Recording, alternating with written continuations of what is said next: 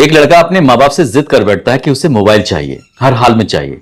हालांकि उसके माँ बाप ने उसे समझाने की कोशिश की कि बेटा तुम अभी छोटे हो, इसलिए मोबाइल का क्या करोगे। तो वो लड़का कहने लगता है कि मैं मोबाइल के बिना रह नहीं सकता, मेरे बाकी सारे दोस्तों के पास भी तो मोबाइल हैं।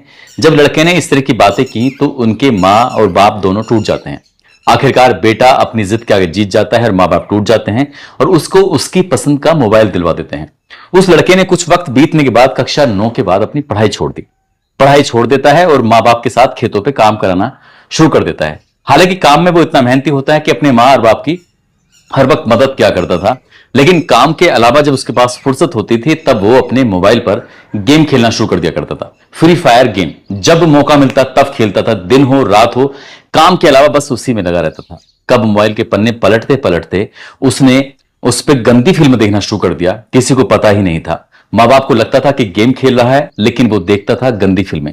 लेकिन एक दिन उसने एक ऐसे अपराध को जन्म दिया जिस अपराध की गूंज पूरे प्रदेश भर में फैल जाती है। न केवल वो लड़का जेल जाता है बल्कि पूरे प्रदेश के अलग अलग जिलों के हजारों नहीं लाखों लोग सड़कों पर उतरते हैं।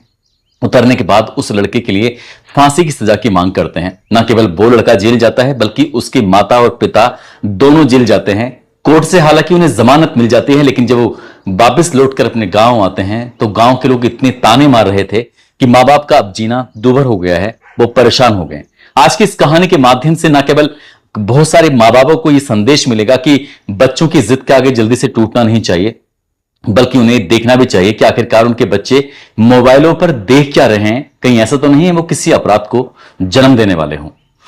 आदाब, नमस्कार, सत श्री अकाल। मैं उस्मान सैफी। आज की जो सच्ची घटना मैं आपको सुनाने जा रहा हूं, ये सच्ची घटना है राजस्थान प्रदेश का एक जिला है उदयपुर, जिसको झीलों का शहर भी कहा जाता है। यहां से लगभग 40 किलोमीटर दूर एक मावली थाना लगता है और मावली थाना क्षेत्र का एक गांव लगता है। दरअसल सरकारी स्कूल में पढ़ने वाली कक्षा 4 की एक छात्रा स्कूल से जब घर आती है, घर आने के बाद कपड़े बदलती है, शाम के लगभग 4 बजे के आसपास का वक्त था, अपनी मां से कहती है कि ताऊजी के पास कुएं पे जा रही हूं। इतना कहती है और वो यहां से कुएं की तरफ निकल जाती है, लेकिन वो कुएं पर पहुंचते ही नहीं है। ताऊजी तो घर वापस लौट कर आ जाते हैं। आखिरकार पूछा जाता है कि जो बेटी स्कूल से आकर खेत पर गई थी तो क्या उससे मुलाकात नहीं हुई। सबके सब मना कर देते हैं कि हमने नहीं देखा, हमने नहीं देखा। जितने लोगों से पूछ रहे थे, उस लड़की के 4 भाई होते हैं, चारों के चारों भाइयों ने साफ ना कर दिया। 8 साल की वो लड़की अचानक से 28 मार्च 2023 को वो लापता हो जाती है। इस बात को लेकर घर वाले बड़े परेशान हो जाते हैं। अपनी उस बेटी को खेतों पर भी हर जगह जहां देखो वहां ढूंढ रहे थे। कहीं ऐसा तो नहीं है कहीं उसे कोई जंगली जानवर ले तो नहीं गया, कोई भेड़िया या फिर कोई चीता, इस तरह से कोई जानवर ने उसको कहीं निवाला तो नहीं बना दिया है।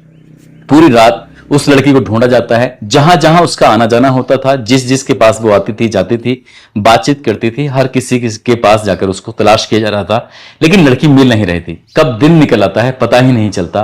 पूरा गांव के लोग उस बच्ची को ढूंढने में मदद करा रहे थे। आसपास के जितने भी लोग थे सभी मदद करा रहे थे, लेकिन लड़की मिलती नहीं है। इसलिए 29 मार्च 2023 को जो नजदीकी पुलिस स्टेशन मावली लगता है, वहां जाकर माता पिता एक एफआईआर दर्ज कराते हैं। कहते हैं कि हमारी बेटी स्कूल से आती है, गायब हो जाती है, उसको हमने हर जगह तलाश किया लेकिन मिल नहीं पा रही थी, आखिर करें तो क्या करें। पुलिस ने इस मामले को बड़ी गंभीरता से लिया, तुरंत ही एफआईआर दर्ज कराई और एफआईआर दर्ज कराने के बाद उस लड़की को ढूंढने में पूरी पूरी ईमानदारी से पुलिस भी लग जाती है। अब सैकड़ों ग्रामीण मिलकर उस लड़की को तलाश कर रहे थे। 8 साल की वो लड़की कक्षा 4 में पढ़ने वाली सरकारी विद्यालय में आखिरकार गई तो कहां गई। इस हिसाब से ये 28 तारीख को निकलती है, 29 तारीख को एफआईआर दर्ज होती है, 30 तारीख को यानी 30 मार्च 2023 और 31 मार्च को भी ढूंढा जाता है। अब 1 अप्रैल 2023 आ जाता है। दोपहर के लगभग 12 या 1 बजे के आसपास का वक्त हो रहा था।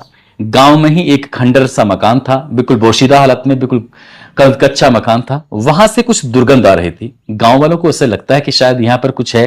तभी कोई व्यक्ति उस खंडर वाले मकान में इस घर में जाता है, जाकर देखता है कि एक बोरी है और बोरी चारों तरफ से खून से लथपथ पड़ी हुई है। जैसे ही उस बोरी के बारे में आसपास के ग्रामीणों को, आसपास के लोगों को ये खबर दी जाती है, लोग जब मौके पर पहुंचते हैं तो उसमें एक लाश थी। लाश के अंदर लगभग 10 टुकड़े थे और बच्ची के जो कपड़े थे वो पास में पड़े हुए थे। कपड़ों को देखने के बाद, लाश को देखने के बाद सहज ही अंदाजा लगा लिया गया था कि जिस लड़की को हम पिछले 4-5 दिन से तलाश कर रहे हैं वो लड़की इस बोरी के अंदर पैक है। पुलिस को सूचना दी जाती है, पुलिस मौके पर आती है, कहती है कि सबूतों से कोई छेड़छाड़ ना करे, इसलिए उस बोरी से दूर ही रहें।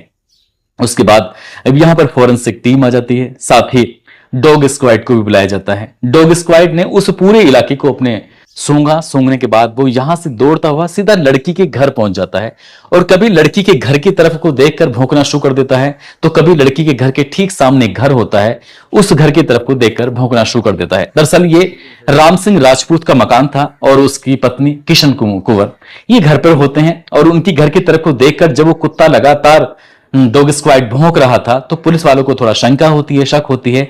सामने एक बीच में सड़क है, एक सामने मकान है, इधर मकान है, एक तरफ तो 8 साल की लड़की का मकान है, दूसरी तरफ राम सिंह राजपूत का मकान है। आखिरकार पुलिस ने इस जो एक मालिक होता है राम सिंह राजपूत, उसकी पत्नी किशन कुंवर, उन दोनों को हिरासत में लेते हैं, उनसे पूछताछ करते हैं, लेकिन वो खामोश रहते हैं, कुछ बोलते नहीं। अब उसका एक बेटा है जिसकी उम्र लगभग 21 साल के आसपास है, नाम उसका कमलेश राजपूत होता है।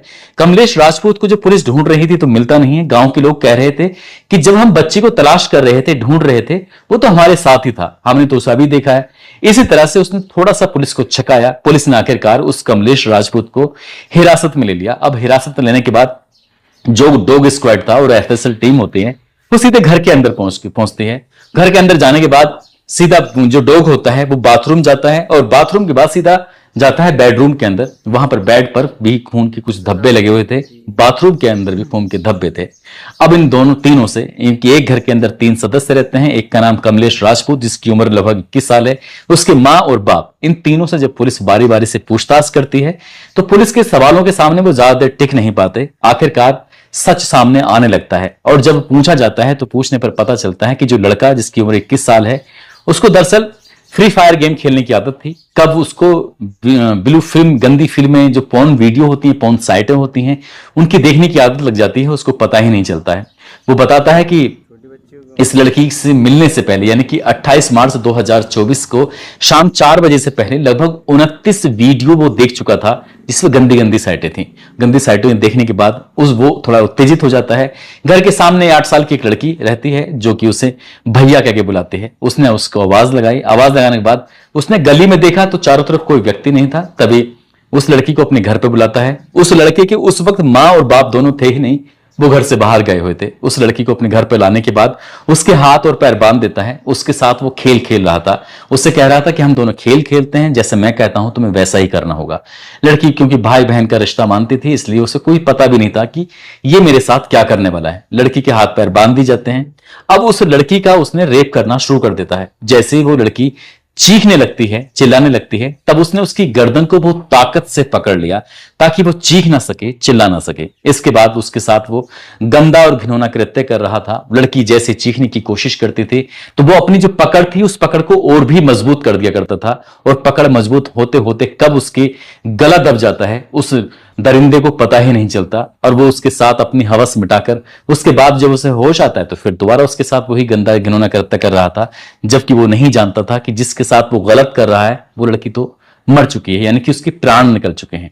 जब तक उसका मन नहीं भर जाता तब तक उसने उस लड़की के साथ, जिसको वो छोटी बहन बोलता था, जो लड़की उसे अपना भाई बोलती थी, उसके साथ जब तक वो गंदा काम करता रहता है। आखिरकार जब उसे होश आता है कि उसके माँ और बाप आएंगे, उस लड़की को देखेंगे इस हाल में, तो शायद वो पकड़ा जाएगा। तभी उसने पकड़ने के भय से उस लड़की के शरीर के अलग अलग हिस्सों के लगभग 10 टुकड़े कर दिए थे और उसको एक बोरी में डालकर एक संदूक के पीछे छिपा दिया था।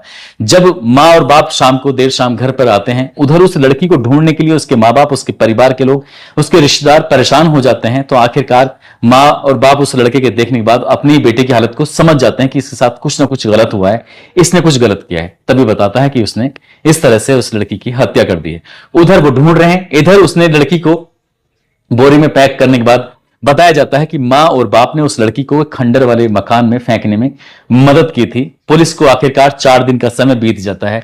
डॉग स्क्वाड की मदद से यहां तक पहुंच जाती है, पहले लाश तक पहुंचा जाता है। पुलिस इस लड़के को गिरफ्तार करती है। ये अपना जुर्म कबूल कर लेता है। इसके माँ बाप की जो हिस्सेदारी थी, बताया जाता है कि सबूत नष्ट करने में और उनको डिस्ट्रॉय करने में जो भी इनका रोल था। पुलिस इन तीनों को गिरफ्तार करती है। गिरफ्तार करने के बाद जेल भेजती है और जैसे जैसे ये खबर के बारे में लोगों को पता चलता है कि ये केस कितना गंभीर है, तो लोगों ने उसे हैदराबाद की एक लेडी डॉक्टर होती है उस घटना से जोड़कर देखा। गांव वालों ने कहा कि इन तीनों का हैंड टू हैंड, इनके हाथों हाथ एनकाउंटर कर दिया जाए, लेकिन पुलिस का काम है कानून की प्रक्रिया के तहत चलना। कोई भी अगर इस तरह से जिद भी करेगा तो शायद पुलिस ऐसा काम नहीं कर सकती। लेकिन जब बात बढ़ने लगती है, न केवल मावली थाने में बल्कि पूरे उदयपुर में इस बात को लेकर हंगामा खड़ा होता है और पूरे प्रदेश भर में लोग सड़कों पर उतर आते हैं और कहते हैं कि इस लड़के को, जिसका नाम कमलेश राजपूत होता है, इसे कम से कम समय में फांसी के फंदे पर चढ़ा दिया जाए। लेकिन पुलिस ये दावा करती है कि 10 दिन में हम चार्जशीट दाखिल कर देंगे, और जब चार्जशीट कोर्ट में दाखिल की जाती है तो एक आध महीना ही बीतता है। इनकी जून के महीने में उस लड़के के मां और बाप को जमानत मिल जाती है। जब जमानत से छूटते हैं तो गांव के लोग उन्हें बहुत ज्यादा ताने मार रहे थे। उन्हें बहुत पछतावा हो रहा था कि काश अपनी बेटी की जिद के आगे टूटे ना होते, काश उन्होंने अपने बेटे को मोबाइल ना दिलवाया होता, काश मोबाइल दिलवाया था तो देखते रहते कि आखिरकार देखता क्या है, तो शायद इतनी बड़ी वारदात ना होती। न केवल इस घटना ने उस मां बाप को सबक दिया, बल्कि जहां जहां तक लोगों तक ये बात पहुंचती है वहां वहां तक लोगों ने इस घटना को लेकर कभी भी सोशल मीडिया पर ट्रेंडिंग शुरू हो जाता है कि उस हत्यारे को फांसी की सजा दी जाए। अभी मई 2024 में भी ये ट्रेंडिंग में था एक्स पर, क्योंकि इसे फांसी की सजा दी जाए। हालांकि अभी कोर्ट से कोई निर्णय नहीं आया है। ऐसा बताया जाता है कि पुलिस की कोशिश है कि कम से कम समय में इस आरोपी को फांसी के फंदे पर पहुंचाने की पूरी कोशिश करेगी, और प्रदेश के लोग भी यही चाहते हैं, गांव के लोग भी यही चाहते हैं। आगे भविष्य में क्या होगा वो कोर्ट तय करेगा, लेकिन जो इस लड़के ने किया वो वाकई अपने आप में बहुत भयानक है। माँ बाप को इस तरह की घटनाओं से सबक लेना चाहिए कि उनके बच्चे आखिरकार कर क्या रहे हैं, क्या देखते हैं मोबाइलों पर।